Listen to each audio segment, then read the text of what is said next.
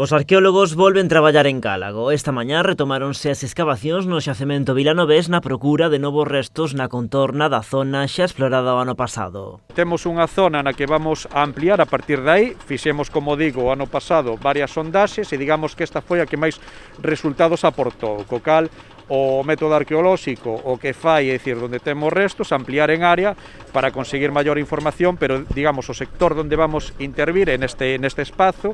Un espazo no que xa se atoparon restos humanos do coñecido popularmente como Ventura e que de seguro aínda agocha moitos segredos. Aquí atopamos, como se ha sabido polos medios, os restos dun enterramento conservado in situ en posición primaria con restos óseos que foron analizados exhaustivamente datados entre o século V e VI despois de Cristo, é dicir, un enterramento xermánico ou suevo, si queremos chamarlle.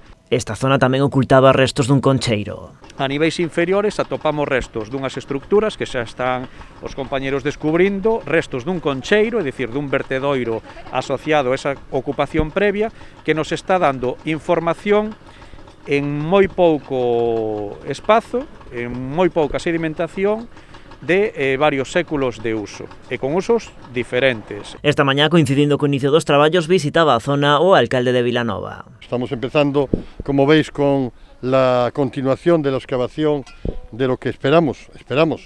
Era un enterramento, esperamos que sea una necrópoli y que nos permita fijar mejor la fecha de ocupación de esta parte de la zona arqueológica de Cálago, ¿no?